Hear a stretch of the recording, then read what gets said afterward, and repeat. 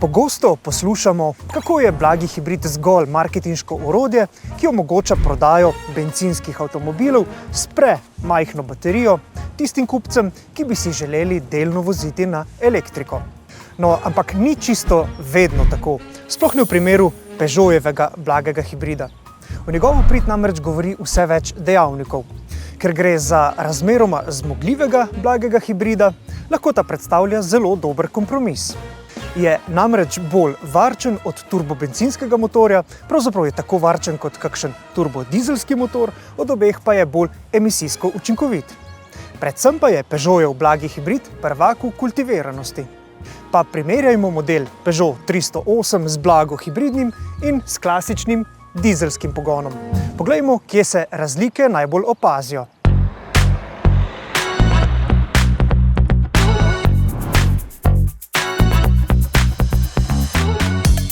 Na avtocesti električna pomoč blagega hibrida seveda ne bo prišla tako zelo do izraza.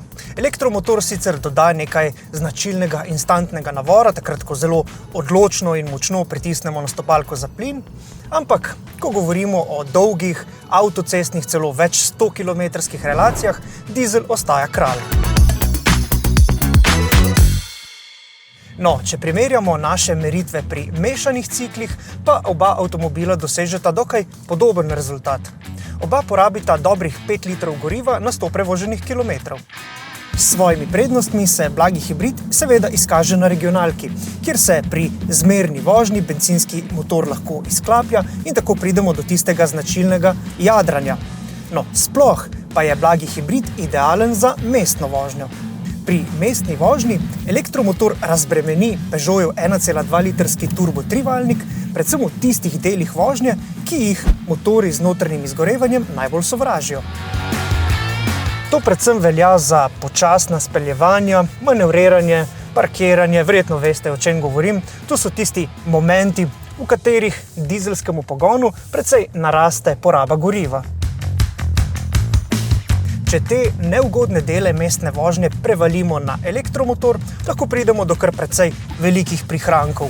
Po mojih meritvah lahko prihranimo približno 1,5 litra goriva na 100 prevoženih kilometrov, kar pomeni tudi za 20% in več nižjo porabo.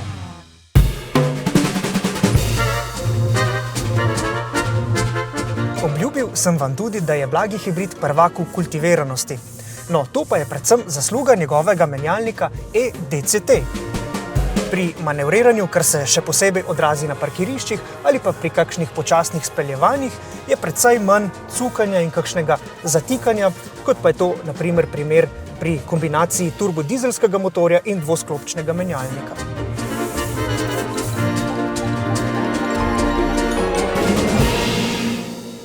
Poglejte, če želimo vozilo z dizelskim motorjem takole na hitro premikati naprej in nazaj, je vseskozi nekaj tega značilnega zamika, ki smo ga iz vozil s takšnim pogonom seveda navajeni. No, verjemite pa, da se tega zamika ob uporabi blagega hibrida kar hitro odvadite. Vsa speljevanja namreč potekajo zelo hitro in neslišno, pa tudi menjalnik se precej hitreje odzove. No, in na splošno v kabino prihaja tudi precej manj vibracij in hrupa. V čem je torej skrivnost tega pogona? Včasih je bilo vedno pri teh menjalnikih tako, da si ti speljal, in so potem zelo cukali pri recimo 1, 2, 3 km/h. Se pravi, v bistvu, ko si ti dal gas, je v bistvu trajalo nekaj časa, preden je motor zagnal, potem pa cuknil in ga nekako nisi mogel lepo kontrolirati.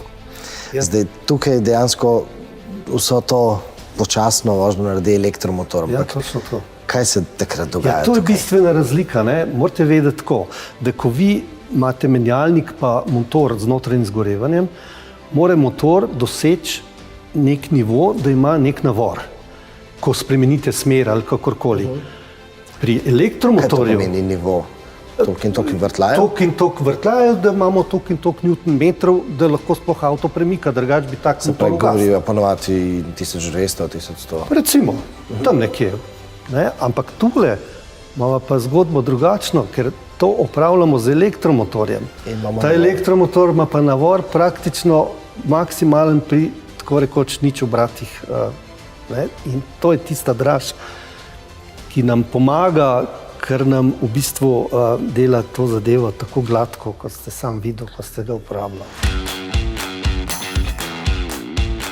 Kljub majhni bateriji, ki je vgrajena v dno vozila in tako ne vpliva na prostornost potniške kabine ali prtljažnika, zmore takšen Peugeot 308 na elektriko prevoziti kar lep kos poti.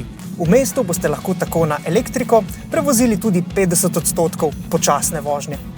No, in ko že govorim o kultiviranosti, ta avto bo kultiviran tudi do sosedov. Celo, če so pogoji dobri, ne, optimalni rečemo, lahko vozite približno 1 kilometer samo s pogonom na elektriko, ampak pri nizkih hitrostih. Seveda, to gorivo do koliko? 5 km na uro? Ne, celo do 20-25 lahko. 20? Ja, ampak mora biti pogoji, ko ne zahtevamo velikih moči, velikih navorov, takrat pač ta motor to zmore. Tako da se lahko domov pritihotapite, če znate to zelo. Ja, sam fon se motor vedno požge, lih takrat, ko ne bi smel. Ja, to je pa čisto konc. Na koncu našega praktičnega preizkusa lahko zaključimo, da dizel ostaja kralj zares dolgih, rednih avtocestnih razdalj. No, vse ostalo pa bi že moralo biti na strani takšnega blagega hibrida. Vključno z nekako tipično slovensko vsakdanjo rabo tega avtomobila. Blagi hibrid je torej varčen, sploh pa izjemno prijeten in uglajen za vožnjo. Z glavnim Peugeotovim tehničnim strokovnjakom v Sloveniji smo v nov Peugeotov blagohibridni pogon pogledali zares podrobno. Prinaša namreč številne tehnične zanimivosti in posebnosti, med drugim je njegov menjalnik tehnično gledano celo trosklopčni. No, predlagam vam torej, da so vaše naslednje minute zelo tehnično obarvane.